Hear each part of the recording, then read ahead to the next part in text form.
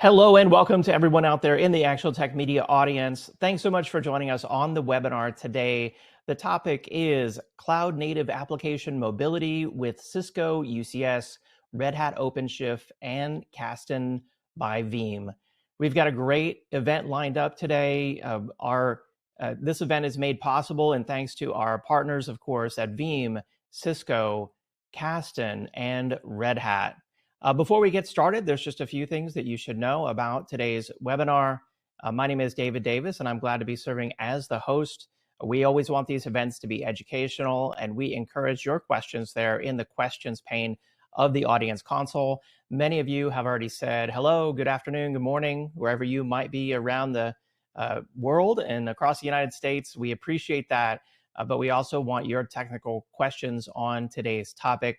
We'll be doing a live Q&A session at the end of the event, so keep those questions coming. We even have a best question prize to maybe help further encourage some questions. I'll talk about that more here in just a second. But first, I want to make sure that you check out the handouts tab there in your audience console. It's there that you'll find 4 different links. There's a link there to Kasten, K10, and Red Hat OpenShift, the solution brief. A new K10 and Red Hat OpenShift demo video that was just released. Make sure you check that out. There's also additional resources on Red Hat OpenShift container platform and Cisco HyperFlex with Red Hat OpenShift. All excellent resources available for the entire event right there in the handouts tab.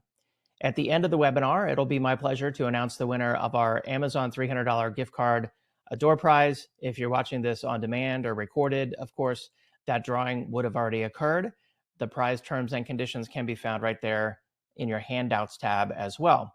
And then, as I mentioned, we also have our best question prize today for an additional $50 Amazon gift card. That means you have to ask a question. So if you have something on your mind, not quite sure if it's a good question or if you should ask it, maybe this will help to further encourage you to post it there in the questions box. We'll be selecting the prize winner for the best question prize after the event. All right, so with that, it's now my pleasure to hand it off to the moderator for today's event, Mark from Veeam. Take it away, Mark. Thank you, David, and welcome everyone to the webinar today, where we're going to talk about modern application protection and mobility with Cisco, Red Hat, OpenShift, and Kasten K10. I am honored by the presenters that I'm joined by today. Adam Berg from Kasten by Veeam. It's a division of Veeam. He is a solution architect for cloud native technical partnerships. From Cisco, we have Chris O'Brien, the director of compute solutions for the cloud and compute group. And from Red Hat, we have Alan Cowles, the principal architect there. So welcome all again. We are going to start out with a question. So does your organization currently use Kubernetes in production today? So please go ahead. I'll give you a few seconds to get those answered. And then we will take a look at the results.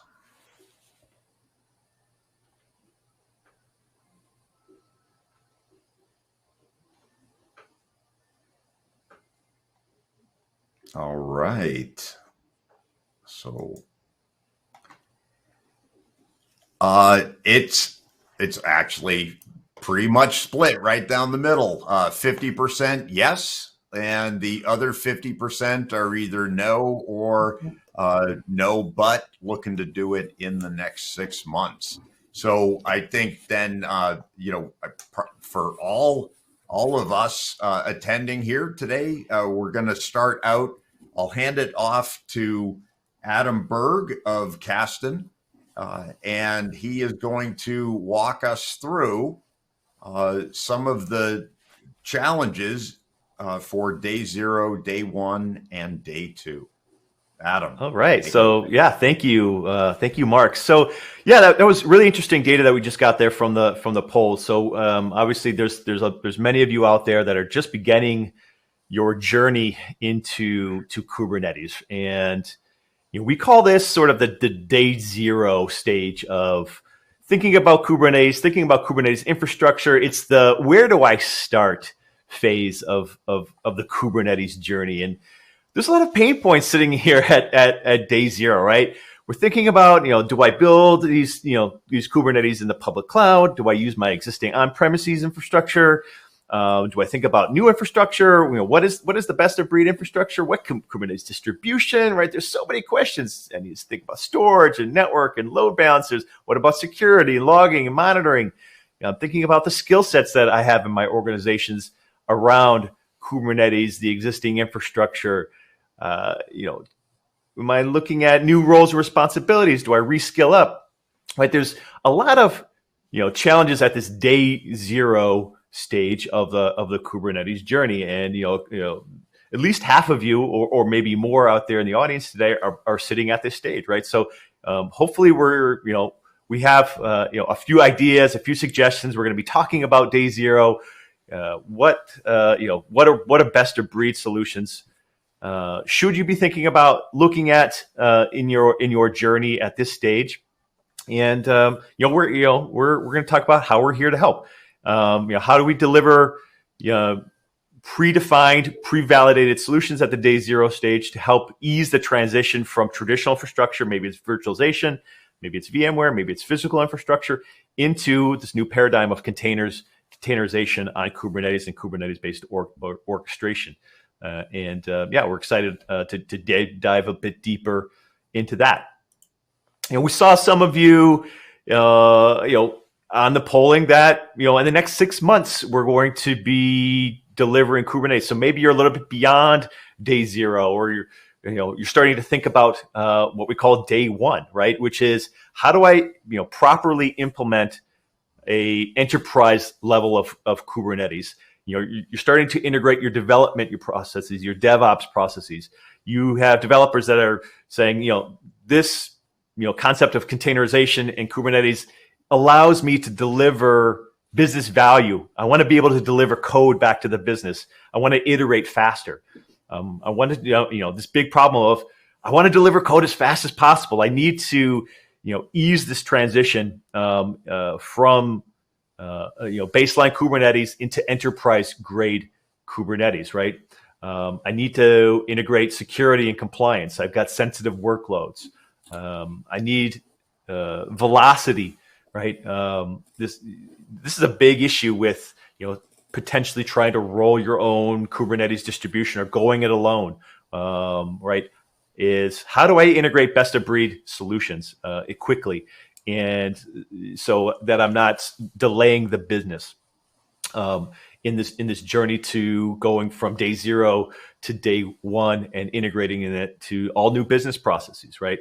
So day one is really all about easing this friction from rolling out Kubernetes and integrating your dev teams to the operations teams, merging that into this DevOps process, this continuous, development, continuous integration process, the CI/CD tooling.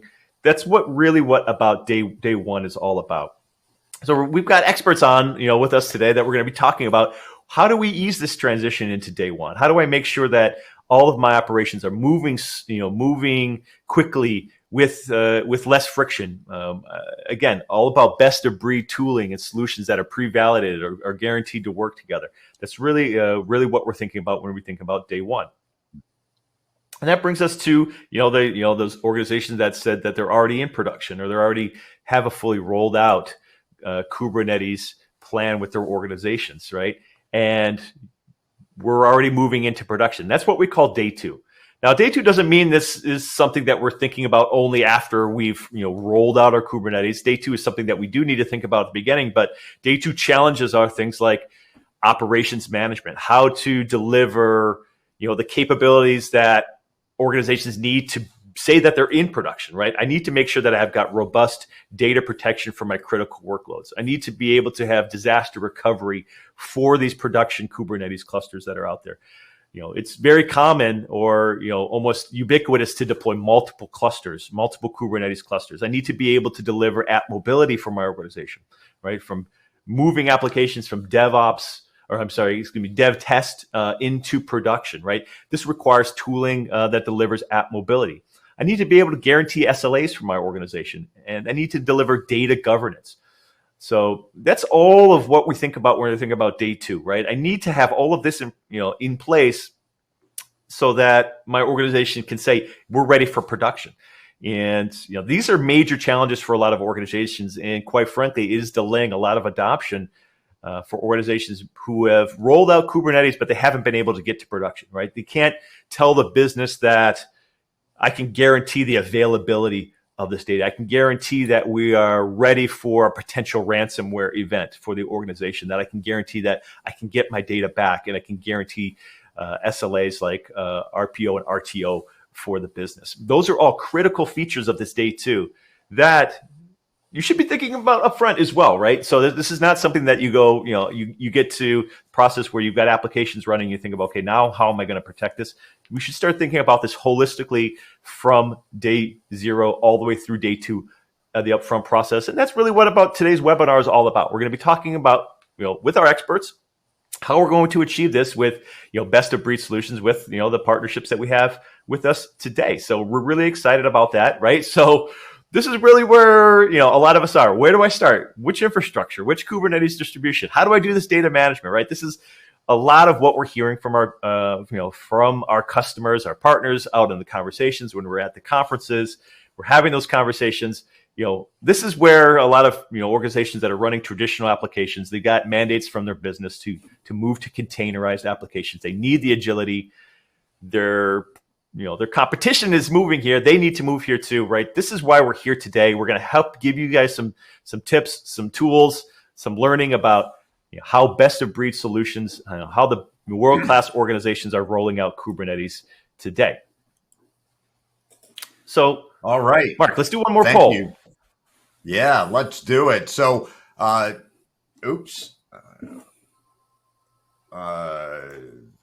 we go. So what are your organization's top operational Kubernetes challenges?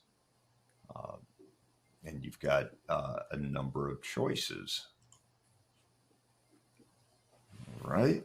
Good. Yeah, so we got, obviously backup and restore, right? Disaster recovery, app mobility, security, ransomware. Ransomware is a huge one that we hear out. Obviously, knowing who we work for, right? I think people have a fundamental idea that ransomware doesn't affect containers in some way, or it doesn't affect Kubernetes, right? It's simply not the case. There's a lot of, same challenges that we have in the physical world, the virtualized world, right? Applications have vulnerabilities.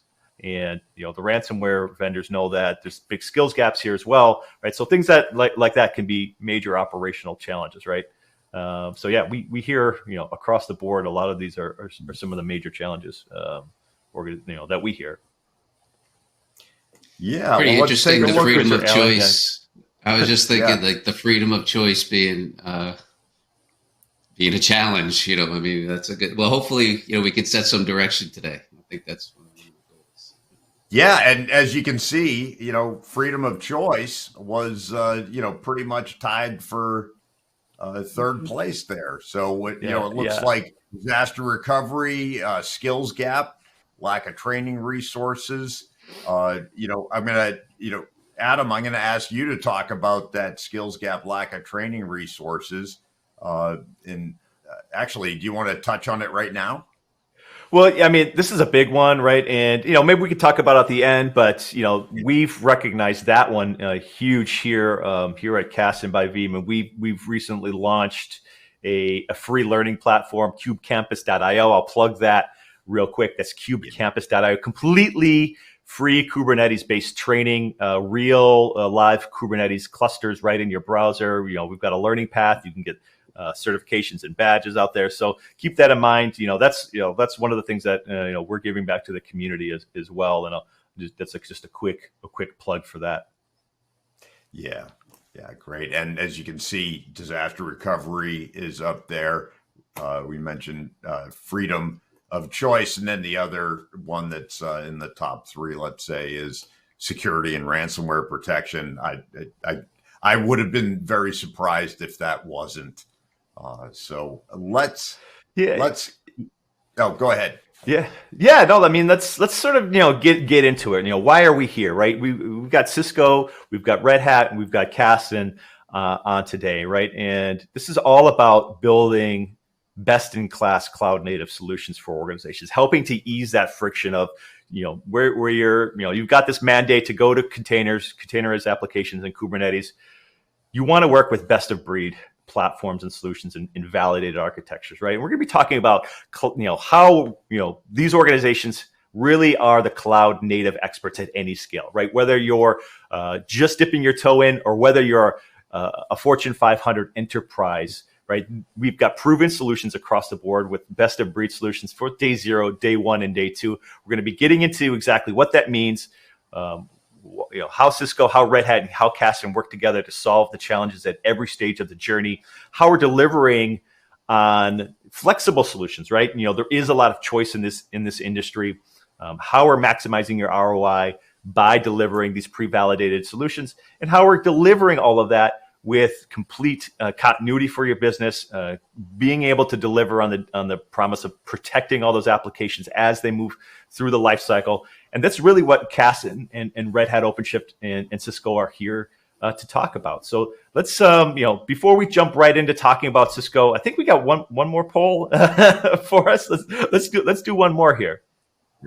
Yeah. So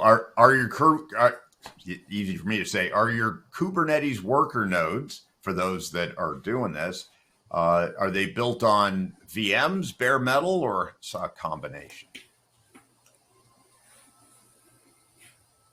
Yeah, I mean, it could be in the public cloud sometimes, right? Which, of course, those are virtual machines under the hood typically. Yes. We're seeing a lot of virtual machines built on open source virtualization platforms on top of vSphere, a lot of bare metal out there.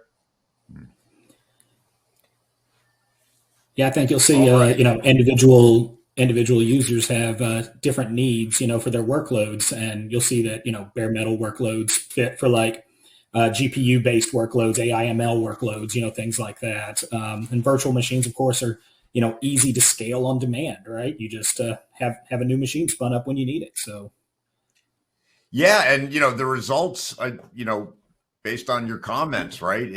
We've certainly got a pretty good distribution across, virtual machines. Some doing bare metal alone. Also was, a good number that are looking at both. So leveraging, bare metal where it makes sense, leveraging a virtualized machine where it makes sense as well. So with this, let me hand it off now to Chris O'Brien from Cisco to talk about Cisco's piece in cloud native. Great. Yeah, thanks, Mark. So, really bringing these three companies together happened in a program that I'm part of. It's called our Cisco Validated Design Program. So, everybody can roll their own, they can build their own solution, and maybe that's where the freedom of choice, becomes a bit overwhelming. But with the Veeam and Kasten and OpenShift, Red Hat and Cisco, we got together, and in our validation design program, we decided to, put a blueprint together that really allows you to minimize risk, accelerate your time to value. And I think that, hopefully, where we started this conversation with Adam was, where do we start? Well, I'm going to start with the infrastructure itself. I'm going to start with the hardware. And we have our unified computing system that was rolled out in 2009. It's been going strong since then. And we continue to innovate on this platform. And I think if you look at the unified computing system, if you're familiar with it, we bring together the fabric and the management of compute and fabric together so that it's seamless. And this is all driven through APIs today, through our Intersight platform. This is a cloud-based operating model. And to be clear, we have tethered version as well as on-prem. So the innovation for us continues within the hardware. That hardware is running the latest Intel platforms, AMD platforms, a number of different form factors, blade or rack, so whichever you choose. You can see on this slide here, we support 100 gig end-to-end within our unified computing system. So if you want the best-in-class hardware in terms of reliability and capabilities, GPUs, et cetera, all the peripherals that you expect within a compute platform, all managed from a cloud-based model, all managed through APIs that you can integrate with your Ansible playbooks, your Terraform plans, et cetera. So the system continues to evolve, and you'll see, in the coming months, it's going to evolve yet again for some of the newest hardware that's coming down the pike. But we also support different consumption models, so that's a choice that you have. But the platform, the foundation of it, and it's shown in this slide, is really around solutions. So the only reason you build this hardware is for the software, right? It's not like the old days where the hardware was there and then you had to force fit the applications into it. Now it's the opposite world. And, today we're talking about how this unified computing system that we have, how the fabric that Cisco enables really supports the cloud native technologies of today. And we capture that capability, we capture the value and the acceleration through our solutions program. So if I just advance the slide here, we have a number, we have a complete portfolio, honestly, from a solution perspective, from data center modernization or infrastructure modernization, really built to meet the application modernization. So that could be the traditional, let's be clear, not everything's running on containers today. So we still readily support the enterprise applications, that many of our customers are running today, as well as the next generation of cloud native technologies, such as that Red Hat's, bringing to the table, that Veeam is supporting through Kasten, all within our solution portfolio. But the goal, the real goal of it is if I fully validate, and to be clear, the validation programs take 3 or 4 months. So just, Veeam, Red Hat, we work together in the lab, co-engineered it to document a best practice solution, make sure it was resilient. And at the end of the day, what it does is it allows you to safely deploy with minimal risk a platform built for what you need to do, for what your goal is, really to deliver, accelerate time to value for you. So, each solution takes 3 to 4 months. Some more complex can take 6 to 9 months, but it's documented, from as a reference architecture, as well as we provide the automation associated with that solution. So we have GitHub repositories, as well as our own DevNet code exchange on Cisco.com, where you can pull down the playbooks, you can pull down the Terraform plans, whatever flavor, from a management perspective you want, to really automate this infrastructure and integrate this technology, this platform for cloud native, within your organization. So this, we're talking today about our OpenShift solution. I just urge you, this is my commercial, Adam. I urge you to go out to Cisco.com, check out the design zone, check out these different solutions. And they're not just on-prem, as you can see. We're hybrid cloud enabled. This validated design will be coming out in January. So that's a bit of a teaser there, showcasing, what we've done with Kasten, what we've done with Red Hat, and, in the validated design, how we used our HyperFlex system, which is our hyper-converged infrastructure, to provide a cloud native environment between ourselves and Amazon in a virtual private cloud instance. So with that, I think I can pass it over to our. I'm sorry, Mark. I think I hit the button too soon. Yeah, no worries. So, before we hand it over to Alan to talk about Red Hat OpenShift, thank you, Chris. The takeaway that I had from your description there is, Cisco isn't just a hardware company, right? You talked about a lot of software, and it's software that's, I'll call it foundational software, right? Automation tools, making the whole experience of, procuring, deploying, managing the hardware assets so much simpler than they were in the old days, if I can use that expression. Good point. The UCS system is completely stateless, so you can develop your policies and practices and instantiate that all through APIs. So we want you to work at the speed you want to work at. And, obviously there's a user interface if you want to go, point and click through the environment. we can drive it, as your organization wants to work at whatever speed you want to go through the API model. So it's hardware and software, and we believe it's best in class, no doubt about it. I believe that too. So, so let's do one more polling question here. Red Hat OpenShift is currently available to be deployed and run in which of the following environments? Virtual machines, bare metal, cloud as self-managed, also, cloud as a managed service, or all of the above.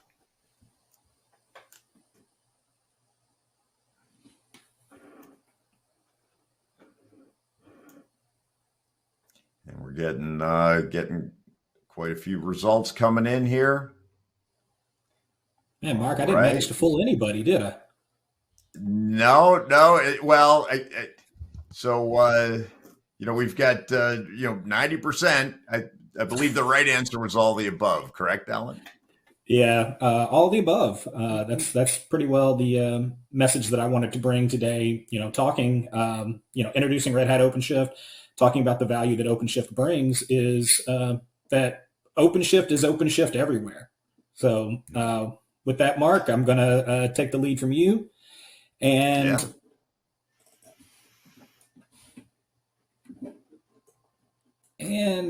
so this is my first slide. Okay, you advanced it. Sorry. So let's talk about that open hybrid cloud, right? So in delivering that, OpenShift plays a key part by providing a trusted enterprise Kubernetes platform. We add productive features such as IDE, runtimes, build pipelines, monitoring and security features, service mesh and serverless, and tons of other features to deliver an application platform with all the components you need that are fully integrated to build, deploy, and manage containerized applications and virtual machines. With OpenShift, Red Hat empowers developers to innovate by providing a cloud-like experience everywhere on a trusted enterprise Kubernetes platform. So there are a number of advantages to using OpenShift when compared to a vanilla Kubernetes installation or service. A few of those I would like to highlight are simplified installations. We talked earlier about day 0, day 1, like how do we get up and running? Well, OpenShift completely manages the underlying infrastructure. That's whether it's in the cloud or it's in an on-prem platform like the Cisco UCS or HyperFlex for virtual or bare metal workloads. OpenShift handles scaling and lifecycle management tasks. Plus, we have the feature we call installer provisioned infrastructure, which allows the platform and dependencies to be automatically deployed with a simple binary command. You just say OpenShift install and it goes. 30 minutes later, you got a new cluster. So it's pretty cool. There's an integrated Linux OS.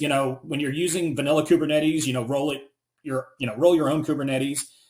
You control that infrastructure. You're responsible for it. You can install whichever Linux you want. But with OpenShift, we have Red Hat Enterprise Linux Core OS. It's an immutable operating system. It's based on RHEL, and it's the base for each node in a cluster. This helps ensure security for the nodes themselves and makes it easy to patch and makes future upgrades really easy. And talking about those future upgrades, that's something that Adam mentioned that was, day 2 and beyond. We have enhanced platform upgrades. It's no secret. Kubernetes is a rapidly developing technology. There's a new release every quarter.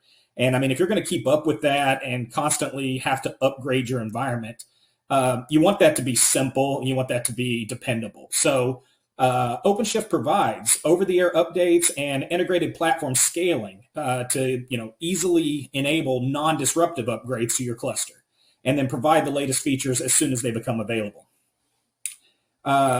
Speaking of features, I mentioned it a minute ago, but it comes with integrated monitoring, service mesh for microservices, as well as integrated serverless features and OpenShift virtualization for those legacy applications that are not quite ready to be moved to containers.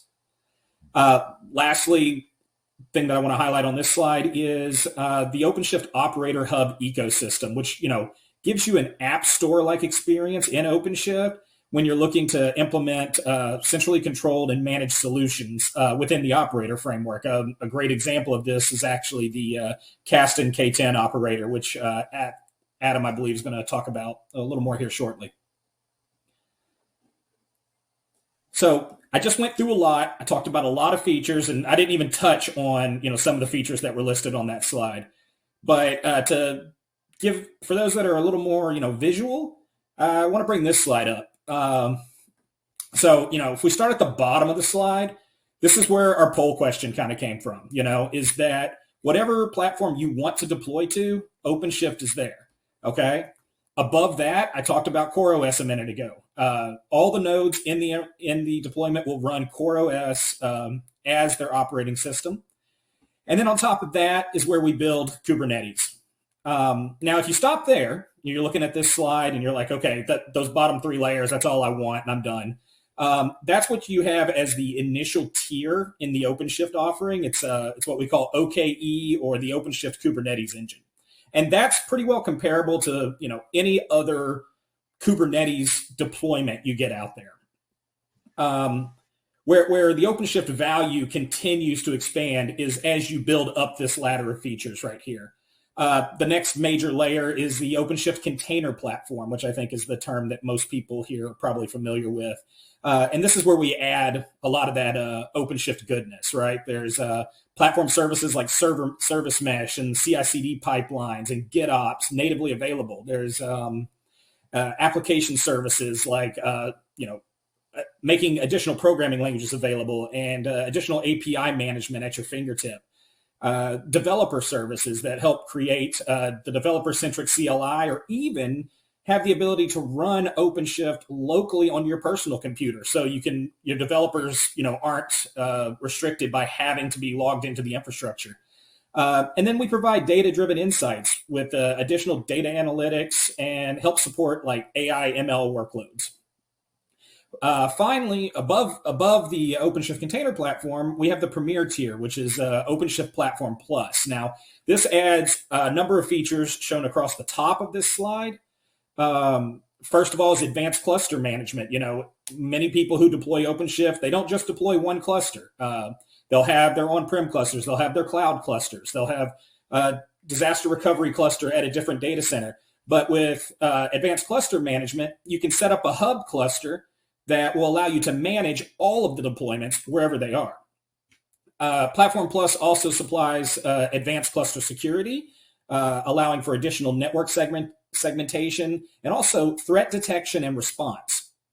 It provides Red Hat Quay for hosting your own private image registries. And it also provides OpenShift Data Foundation, which provides resources for containers with needs for persistent storage. So kind of leaning back on that poll question to start, I want to point out again, OpenShift is available anywhere to support your hybrid cloud vision. It's available as a self-managed platform on-prem or in the cloud, or as the fully managed cloud services. The services that are fully managed include OpenShift Dedicated on GCP, Azure Red Hat OpenShift or Arrow, the OpenShift service on AWS or ROSA, and OpenShift on IBM Cloud. They're all fully managed for you by Red Hat or one of our service partners. So, you can choose the model that best suits your needs or a combination of all. So closing out, I just want to point out, by creating this seamless experience for developers and operators across the public and private cloud, OpenShift lets you do deploy the apps you have. It lets you build anywhere, and it offers you just one uniform environment across both public and private cloud environments. All right. Well, thank you, Alan. Let's go to our next polling question. Actually, I think this is the final one. Are you using or plan to use a managed Kubernetes service? And we will wait. And of course, Alan just mentioned that there are numerous managed services, as well as the ability to run in any of the on-prem environments that you're familiar with. Yeah, and I think also that's one of the major boons that OpenShift brings to the conversation is, there are other managed Kubernetes services, right? You have EKS in Amazon, you have AKS in Azure, right? But, GKE. But once you're in, you're using GKE, there are some things you have to consider if you decide, the next day or that there's an impetus to move your workloads to Azure on AKS, or, the Kubernetes versions are not always in sync. Some of the tools available are not always the same.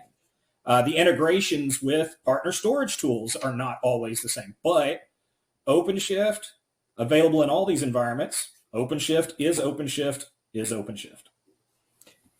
And, it's, pretty much right down the middle. I think there should have been a third option here, which is both, right? Because what we're seeing is a lot of organizations they're doing hybrid, right? Which means I'm using best of breed infrastructure like Cisco, right, for my on-prem, and then maybe I'm bursting to the public cloud, or maybe I'm doing dev tests in the public cloud on a managed Kubernetes platform, but production is on-prem, where I can get better latencies, where I can get the data closer to my end users. I can get the data closer to my customers, right? So there's, there probably should have been a third option here now that I'm thinking about this, right? So that's probably why we're seeing a good split here. Yeah, and we'll see in the next steps, there's a demonstration video that recently came out, which shows that exact use case, Adam, right? Your development was up in the public cloud, AWS in the example, and then the desire was to deploy on-prem. So it shows how Kasten K10 not only protects in the public cloud and on-prem, but also provides that critical cloud mobility piece to move across those environments. All right. Yeah, you're giving me a nice lead in. Yeah. So with that, again, Adam Berg from Kasten's Veeam's Kasten unit. Yeah, so I want to talk sort of about the third leg of the partnership here between Cisco and Red Hat, and that's with Kasten by Veeam. And just quickly, if you haven't heard of us, we're the dedicated Kubernetes experts within the Veeam portfolio. So the product is called Kasten K10, and we're all about tackling those day two data management challenges like backup and recovery, right? Critical, everyone should be thinking about how do I protect my critical data. Of course, disaster recovery, you still should be thinking about how do I fail over these Kubernetes clusters quickly and easily, seamlessly between data centers, between clusters, maybe between the public cloud and on-prem or vice versa. And then, of course, that app mobility use case that Mark was just talking about, right? Being able to move applications between clusters, between dev and prod, right? This is a critical capability, especially when maybe they're running on different infrastructure, right? I need to make small changes to my applications as they move from one storage class to another, right? These are difficult challenges that Kasten is bringing to organizations in a simple way, easing that skills gap, easing that transition for organizations moving to Kubernetes, right? We talked about that freedom of choice, right? This is a huge ecosystem, right? So not only we, developing and integrating and validating solutions with Cisco, but also the public cloud providers, integrating with the most popular applications that are being deployed on top of Kubernetes, right? Giving you the ability to know that this is a big ecosystem, and I'm probably going to be deploying on top of maybe one public cloud or multiple public clouds along with my Cisco infrastructure on-prem. I need to be able to protect that data wherever it moves. So I need a tool that understands and has the integrations and capabilities across the ecosystem. Right. So what does this look like altogether? So I'm going to bring this all together here. We're sort of getting to the end before we want to get into some nice Q&A with everyone here.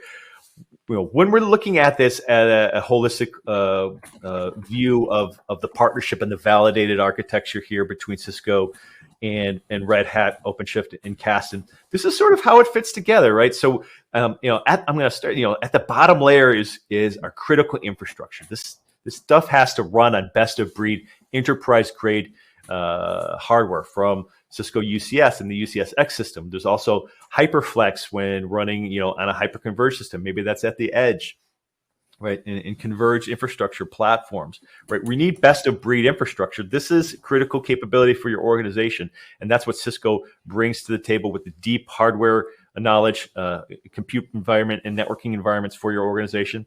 And then best of breed orchestration and tooling for Kubernetes, which is what OpenShift brings. And then Kasten sits on top of that. So Kasten is actually a Kubernetes application in itself. So we actually can be deployed through our certified operator in the operator hub. Think of that app store approach, right? I'm going to go into my OpenShift. I want to click my best of breed solutions, deploy in there, and you get the integration straight away.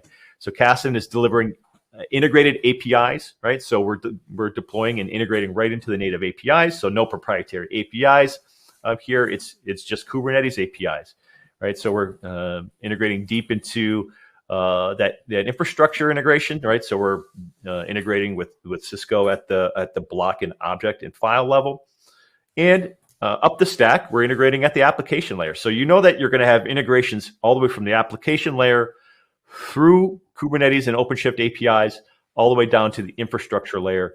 Kasten is bringing that all together through integration all the way up and down the stack from the applications through Kubernetes APIs down into the infrastructure APIs. It's completely integrated up and down. So that you're going to have a complete end-to-end day 0, day 1, day 2 solution with Cisco, Red Hat OpenShift, and Kasten, right? So this is a great place to start if you're starting that journey. If you're already in production, maybe you're not happy, or maybe you're looking for alternate infrastructure. Maybe you're moving from the cloud down to on-prem or building out secondary data centers. This is a really great solution that we encourage everyone to go in and take a look. So if you wanted to Adam, find out more, go ahead. Yeah, I'm sorry to interrupt you. I was just thinking when we looked at that slide with the conversion infrastructure. Yeah, let's go back. Yeah, and OpenShift.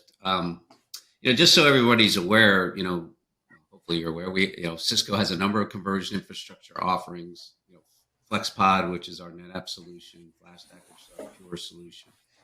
I just wanted to, as well as HyperFlex, which is our hyperconverged offering. But we have been working, with Red Hat for many versions of OpenShift. So, some are no longer supported. I just want to say that if you're looking for an OpenShift platform and you happen to, whatever storage flavor you want, if you have a storage religion within your organization, we probably have it covered.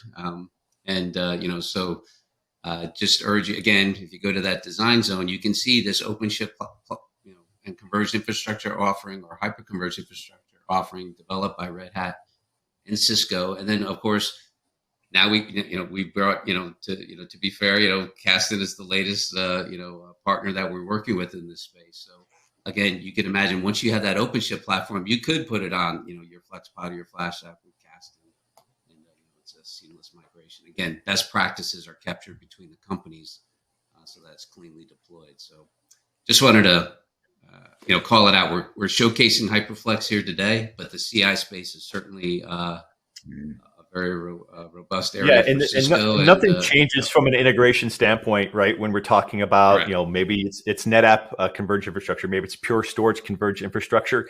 That story applies all the way up and down the stack. There's integration all the way through with validated designs and architecture. And the other piece of it too, Adam, is the other thing too is like HyperFlex is a virtualized environment, but in the CI space, what we've done with Red Hat is capture bare metal deployment as well as virtual deployment. Going back to our original polling question, so I think we've got you covered, I guess is what I'm saying. We have captured a very optimal configuration, efficient configuration that you can deploy to roll out your pods on. All right, back to the regularly scheduled. There's a lot of choice out there, so it's critical to find the right partners that understand, a framework of choice is necessary, but also integrated, tested, and validated solutions is critical to getting your organization up and running, bringing enterprise-grade configurations across the board. Right. So, just real quick. Go ahead, Mark. If you want to bring it home here. Yeah, I will. Thanks, Adam. So, a couple of things today. If you're interested in trying Kasten K10, go ahead and scan that QR code, or just go to Kasten.io /free Kubernetes. You can get started. The other thing I want to make sure I mention, if you are towards the beginning of your journey, Kasten has a lot of learning capabilities built right into Kasten.io. You can get through to them right there.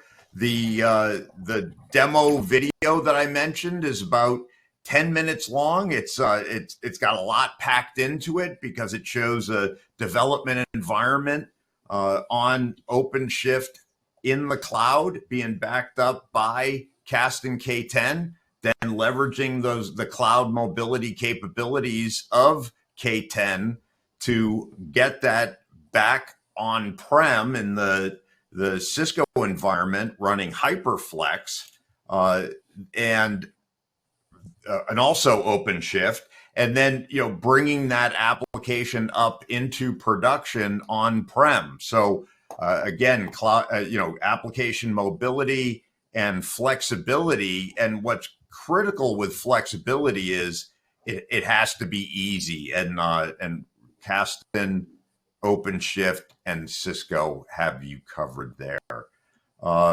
Any final comments before we jump to the Q&A, guys? Yeah, right. and obviously reach out to Cisco, your Cisco representatives and your experts there, right? They're all going to be experts up and down this stack, right? Whether you reach out to OpenShift first or Kasten first or Cisco first, right? Everyone is working hand in hand here on on these joint solutions.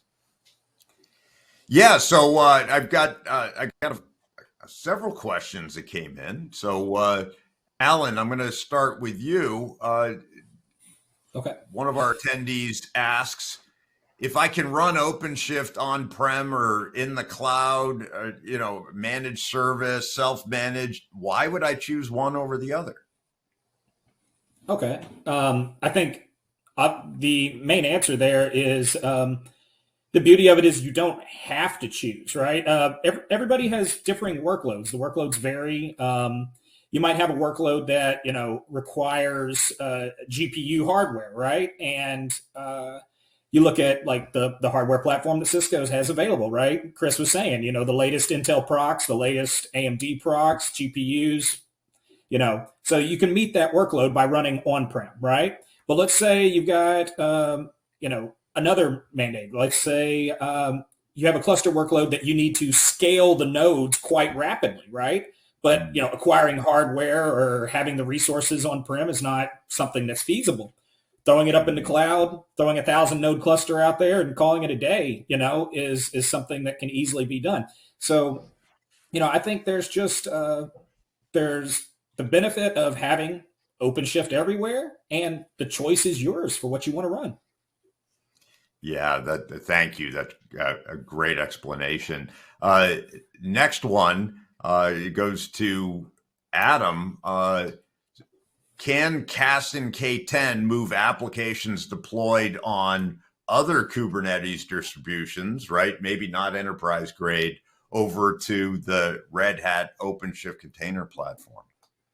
Yeah, and that's what that's a big use case, right? I mean, there's no real requirement for organizations necessarily to standardize on any one particular Kubernetes distribution. We do see a lot of customers that are running OpenShift for production, but dev test is done on a different environment, right? Like maybe it's a public cloud managed environment like EKS or GKE or AKS, right?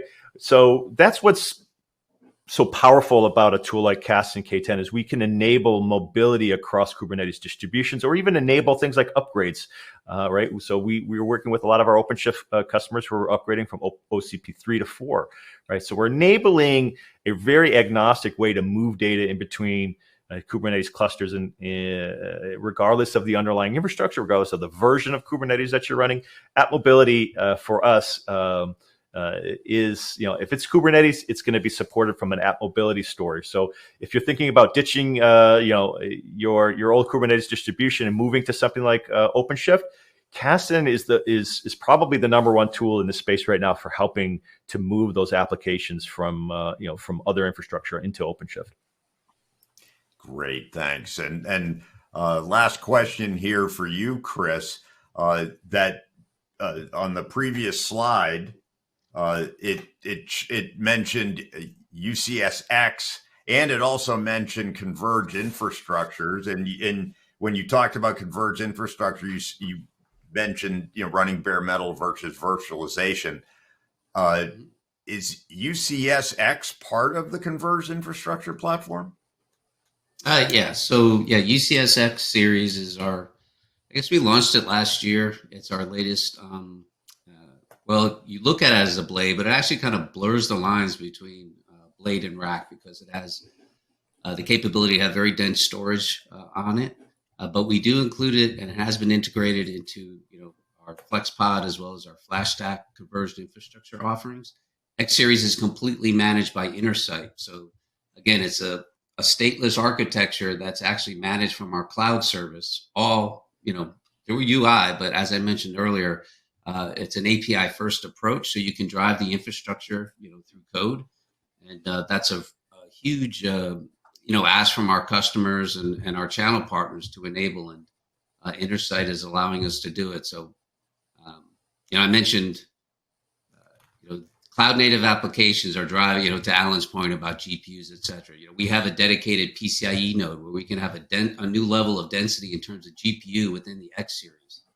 And it's all plug and play essentially, which allows you to, be flexible in terms of, okay, I want to assign GPUs to this node. I can do it within the X series chassis. It's programmatically enabled through Intersight, to be flexible, to meet whatever that workload requirement is. So X Series is a strategic piece of hardware that's really all the power obviously is through Intersight, that control plane that we have enabled. So yeah, X Series is certainly part of CI. Yeah, thank you. Thank you to the panelists. Thank you to all who attended today. And with that, I am going to hand it back to David. Great presentation, everyone. I really enjoyed that. Thank you so much. Thank you, of course, to our friends at Veeam, Kasten, Red Hat, and Cisco for joining us on the event today. Don't forget about the great resources there in the handouts tab. And with that, I'll go ahead and announce the winner of our Amazon $300 gift card. Let's see, this is going out to George Waters from Maryland. Congratulations. We'll reach out to you and also to our Best Question Prize winner as well. I hope that you learned a lot on the webinar today. I know that I did. We'll see you next time. Have a great day. Bye-bye.